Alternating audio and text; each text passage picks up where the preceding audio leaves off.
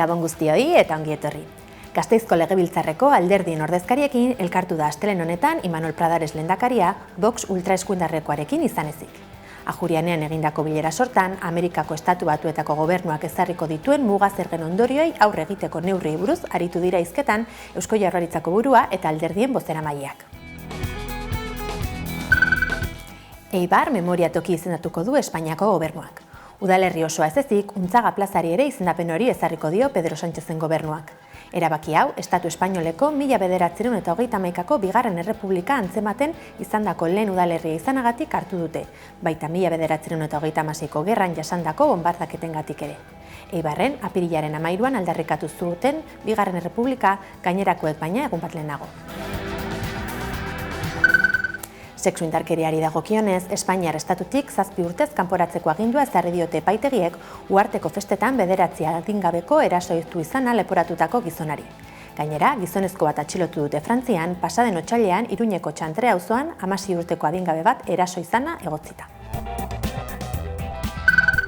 Euskal Herrien Euskarazek diru bilketa kanpaina bat jarri du martxan, pasaden ostiralean Baionako auzitegiak Intza Gurrutxaga eta Gorka Torreri ezarritako isunak ordaintzen laguntzearen bidean. Guztira, 1.500 euro ordaindu beharko dituzte bi ekintzaileek, abenduaren 3an epaitegiko sarreran justizia euskararentzat margotu izanagatik.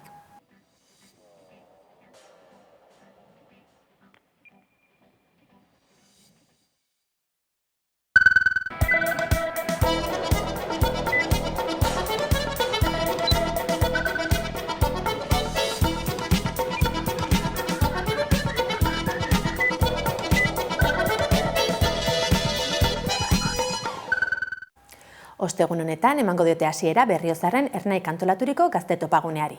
4 egunez iraungo duen ekimenari eta beste hainbat konturi buruz hizketan egon zen pasaden astean aktualitate solasaldian Amaiur Egurrola taldeko bozeramailea. Kaixo guztioi eta ongi etorri. Gaurkoan aktualitate solasaldian datorren apirilaren 17an hasiko den gazte topaguneari buruz hitz egingo dugu eta horretarako hamaikako platoan daukagu Amaiur Egurrola Ernaik gazte taldeko bozeramailea. Arratsaldeon eta mila esker etortzeagatik. Arratsaldeon. Esan bezala, gazte topagunea bertan daia da, zenbagarren edizioa da 2025ko hau? Edizioetan ez dakit, baina Ernaik bere izenean 2013an Ernairen sorrerarekin batera izan zen lehenengo gazte topagunea, baina aurretik zeuden bestelako gazte topagune batzuk ere, aurreko gazte antolakundeak eginikoak eta lehenengoa 1984an izan zen. Beraz, guretzako bada ohitura bat gazte independentistok biltzeko topagune hau antolatzea eta beraz aurtengoa ere horretarako aukera bat izango dugu. Eta zer moduz doa antolaketa? Imaginatzen dut gauden egunean, gauden momentuan gaudela antolaketa azkeneko kontuak kenduta jada izango duzuetela dana eginda. Lantalde zabala zabiltzate guztionen inguruan? Bai, esan duzuna, badago jende bat ja antolatzen dagoena, kasi Berriozarren bizitza egiten duena, eta orokorrean jende pila bat izaten da antolaketan involukratzen dena, edo parte hartzen duena, jende pila bat egoten gara montajean, baita egunetan bertan eta ez montajean ere, baina nik uste dut garrantzitsua dela azpimarratzea, hau lan militantez osatzen den topagunea dela, osatzen den egitasmoa dela, eta hain zuzen horregatik gaudela jende bat lantalde horietan eta egunetan bertan zein aurretik eta ostean horren lanketa guztia egiten, baina badagoela ere jende asko herrietan, herriz herri, auzoz auzo antolatzen dena, militanteak direnak, eta horrek ere egiten duela topagunea. Eta nik uste dut aurten, badela igual azpimarratzekoa, aurreko hilabete hauetan, 75 herritan Euskal Herri osoan zehar independentziara egunak antolatu direla, egitasmo honi zabalpena emateko, lurreratzeko, komunitatea sortzeko, herrietan harremanak egiteko, beraz, uste dut hori guztia ere azpimarratzekoa dela eta horrek ere egiten duela topagunea hain berezi. Eta nola planteatu duzu aurtengo topagunea, 11 ekintza aurreikusi dituzu zuen egitarauean? Bai, beti izaten da egitasmo pila bat egoten diren momentuan, musika ekitaldiak, kontzertuak, tailerrak, hitzaldiak, Eta aurten, hitzaldiei edo edukiari edo egitarauari dagokionez, 3 ardatzetan banatu da Gazteon Eskutikeko edukia. Beti ere esaten dugu, badela topagunea gazteok elkartu, testuinguruari erreparatu eta gure gako propioak atera eta gure bide orriak diseinatzeko egitasmo bat. Eta ikuspegi horretatik ikasturte honetan 3 dira, naiz eta egitaraua zabala den, 3 dira agian ardatz edo gako nagusiak. Batetik izango ditugu mugimenduari lotuago dauden hitzaldiak eta tailerrak, ezker independentismoari lotuago daudenak, eta horretan izango dugu askatasun haizeak edo eta Ernairen hitzaldi zentrala edo solasaldia bera, Iñaki Sotorekin batera egingo duguna. Badago baita ere testuinguruari lotutako, bizi dugun testuinguru globalari lotutako bestelako hitzaldi sorta zabal bat, eta badugu baita ere gazteon problematikez, gazteok esan beharreko horretaz hitz egiteko bestelako eduki zabal bat, eta hor ditugu feminismoaren ingurukoak, Euskal Herriko analogiak hitzaldiak edo eta bestelako batzuk. Orduan, bai uste dut badirela gako horiek edo topagunean zehar egongo direnak, eta gainera horiek ere saiatu gara formatu aldetik desberdinak izaten. Beraz, baditugu hitzaldiak, baditugu solasaldiak, baina baditugu ere zuzeneko podcastak, ez dakit tatuaje tailerra bezalakoak, edo eta zumba herrikoiak, escape roomak, eta beraz, saiatu gara zentzu horretan ere egitaraua ahalik eta zabalena izaten, edukia lantzen, baina mota desberdinetako parte hartzeak ere sustatzen eta mundu guztiarentzako aukera eta eskaintza izango dugu Berriozarren. Tailerrez eta hitzaldiez gain, musika ere presente egongo da. Aipatu izan duzute, euskal sortzaileei lehentasuna emana izan diezula aurtengo kartelean. Ez dakit hori izan den euskal identitateari dagokionez, edo euskara bera erdigunean jarri nahi izan duzutelako? Bai, ziurrenik biak eta gehiago ere ez, gazte eszena musikala jartzen delako lehen lerroan Gazteon Eskutiken, Euskal Herriko eta Iruñako bertako gazte eszena musikalari toki berezi bat emana izan zaio, eta noski ez, bada ziurrenik egitasmoaren koherentzia politikoaren parte esan dute, hitzaldi tailerrak eta bestelako egitasmo batzuk ere baditugu, baina kontzertuak ere horrekin sintonian edo joan behar dira nolabait, eta gure balio politikoekin bat joan behar dira, guk gazteria lehen lerroan jarri nahi dugu, eta noski Euskal Herria eraikitzen ari garen zentzu horretan ere euskarak paper bat izan behar du. Beraz, ziurrenik biak ezinbestean elkarloturik daudela ulertzen dugu, eta horregatik eman diegu, badaude bestelako eszena musikal batzuk, badaude Estatu Espainiarrean, Estatu Espainiarreko eszena musikala ere egongo da, baina bereziki, esan dudan bezala, Euskal Herriko gazte eszena musikalari emana izan zaio bide, eta Iruñekoari ere forma berezi batean. Topagunea apirilaren 17an esan bezala Berriozarren hasiko da, baina apirilaren 20an aberri eguna ospatuko da Iruñen, Bilduk bertan ospatuko du. Zer aurreikusi duzu zuek egun horretarako, ez dakit Berriozartik Iruñera abiatuko zareten edo nola planteatu duzuten igande hori? Topagunea urtero amaitzen da aberri egunarekin. Normalean autobusez joaten gara, aurten bertan gertu egoterakoan, oinez joango gara Iruñara, 10etan gutxi gora bera, gero agian aldatuko da, baina 10etan aterako gara Iruñarantz, bertan Bildu kantolatutako mobilizazioan parte hartuko dugu, eta ostean badago ekitaldi eta eskaintza zabal bat, Iruñan bertan antolatuta, musikala eta bar, Bildu kantolatu duena, eta gu ere bertan izango gara, udaberriko ekimenari amaiera borobila emateko, eta nola ez, gaztegunea ere antolatuko dugu, eta hau jarauta kalean izango da, beraz, guztion artean amaiera borobila eman nahi diogu aurtengo Gazteon Eskutiki. Eta nola irudikatzen duzu Ernaitik Euskal Herri independente hori, ez nahi dut zein printzipio edo baloretan oinarritu beharko litzateke balizko Euskal Estatu hori? Hasteko igual, esan beharra dago, gu aurretik zetorren edo proiektu politiko baten parte garela, eta beraz guk proiektu politiko horrekin bat egiten dugu, eta hori bada Euskal Herri sozialista eta feministarena, beraz balio horiekin bat egiten dugu.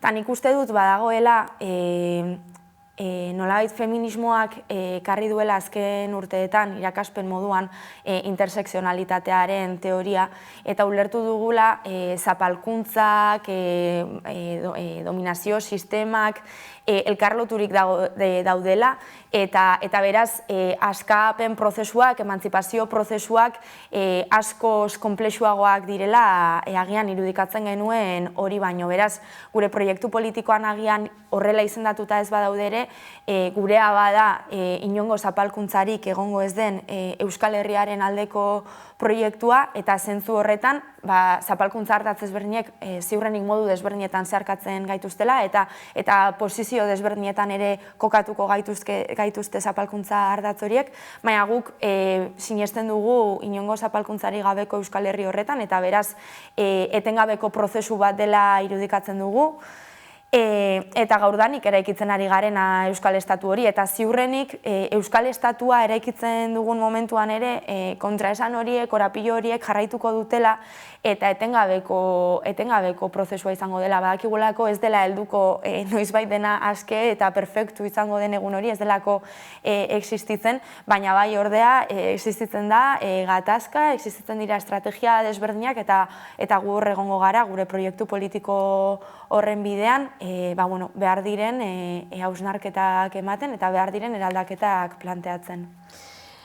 Aipatu duzu, elkarrizketan zehar gazteak sumatzen duzutela, gazteak geroz eta gehiago ari direla implikatzen edo, ari zaretela edo, implikatzen politika arloarekin, baina askotan esan hori da justu kontrakoa, gazteak atxikimendu falta bat dutela politikarekiko.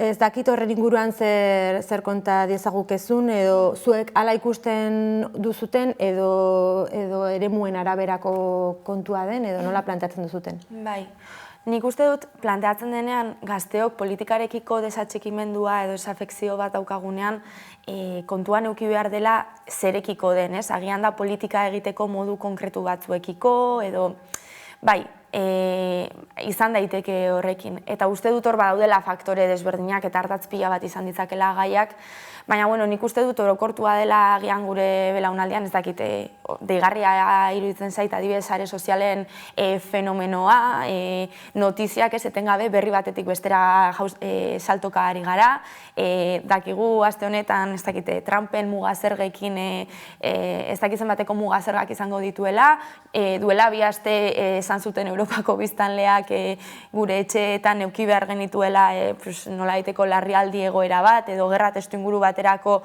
aurreikuspenak izan behar genituela etxean, edo ez dakitez, eta etengabe, eta ziurrenik jendarte guztiari eragiten dio, baina gaur egungo gizartean etengabe horrelako mezuek bonbardatzen gaituzte.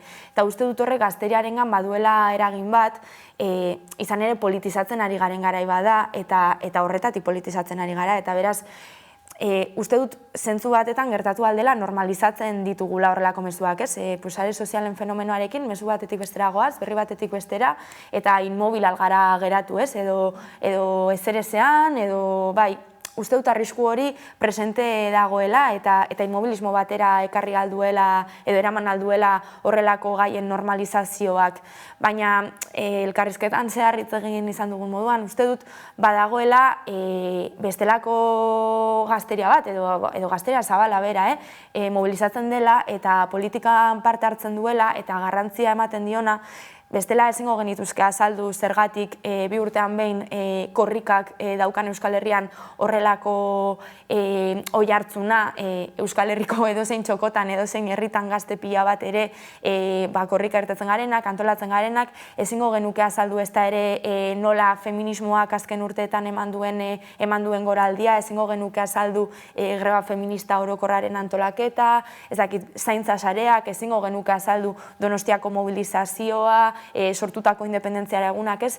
Orduan hori ere politika delako eta benetan erabateko desatxikimendua egongo balitz ezingo genituzkelako horrelako fenomenoak azaldu. Beraz, uste dut badagoela interesa eta gainera gazteok agian bagarela politika egiteko beste modu batzuk, beste ikuspegi batzuk ekarri aldugun sujetu ere, agente ere, eta beraz, ez dut uste denik politikarekiko erabateko desatxikimendua eta desinteresa dugunik, baizik eta bestelako molde batzuk ditugula eta jarraitzen dugula politika egiten, jarraitzen dugula herria egiten eta nola ez, Euskal Herria eraikitzen. Eta elkarrizketa honi amaiera emateko, etorkizun hurbilari begira, badituzue 2025erako aurre ikusiriko, eta buruz zerbait kontatu nahi izanez gero, aurre ikusiriko ekintza edo ekimenak ernaitik? Bai, Gazteon eskutik dugu Berriozarren, eta horren ostean urtero legez mobilizatuko gara maiatzaren batean adibidez, eta hor badago SMI-arekin ireki den eztabaida horretan gazteok ere lehen lerroan izango gara, eta ikasturtea amaitzeko nola ez izango gara ere gure eskuk antolatutako herri libre bat ekimenean, ekainaren 7an Bilbon, beste behin ere bertan adieraziko dugu, badagoela gazteria bat, gure herriaren autodeterminazioa defendatu nahi duena eta gure herriaren aitortza horretan sinesten duena, beraz Bilbon izango gara ekainaren 7an eta hortik aurrera ikusiko dugu datorren ikasturtean eta udan zehar zer egiten dugun eta jakinaraziko dizuegu edo horren berri emango dugu baita ere. Bidea irekita utziko dugu beraz. Maiurreko Urrala, mila esker amekara tortagatik. Zuei, mila esker. Datorren maiatzaren 3an Pirritx Porrotx eta Marimoto txomenduko dituzte Barakaldoko beken. Astelehen honetan, jaialdiari buruz hainbat datu ezagutarazi dituzte antolatzaileek, ekimena babesten duten hainbat erakunde eta talde presente izan diren agerraldian.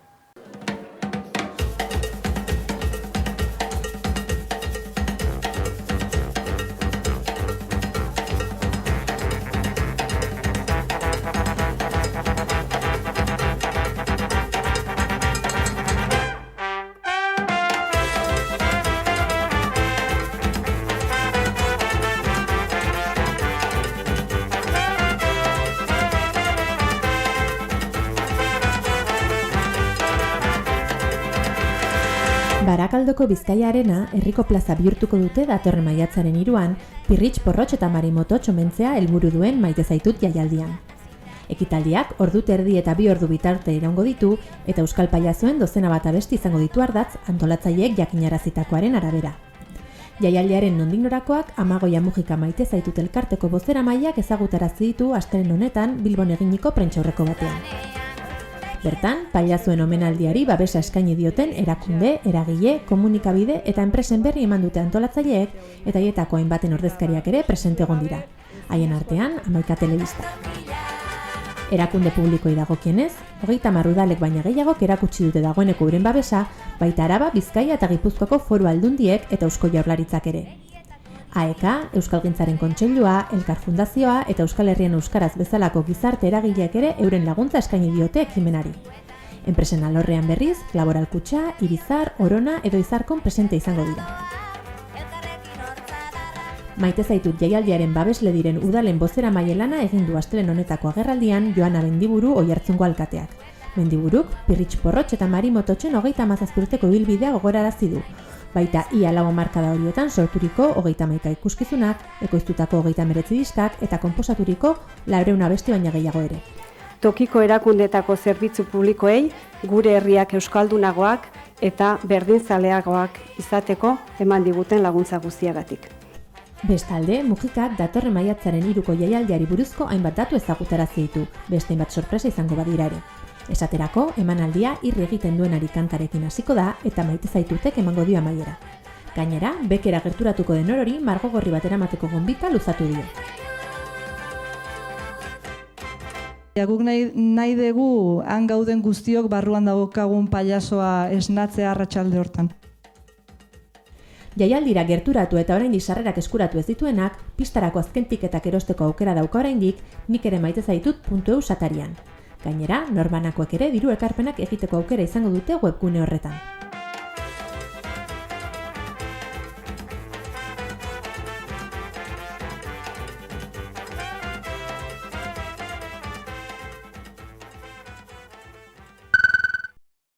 125 pertsona erreskatatu ditu Aita Mari ontziak Mediterraneoan, eta astelehen arratsalde honetan heldu dira Kataniako portura. Aurreko astean ontziak beste erreskate bat egin zuen, eta horretan 108 pertsona lehorreratu zituen Salernoko portuan. Aita Mari ontziak 125 pertsona erreskatatu ditu Mediterraneoan, 7 egunetan egindako bigarren erreskatea izan da. Astelehen honetako arratsaldean aurreikusten dute Kataniako portura iristea. Italiak jada bertan lehorreratzeko baimena eman die. Aurreko asteko astelehenean ontziak beste 108 pertsona lehorreratu zituen Salernoko portuan.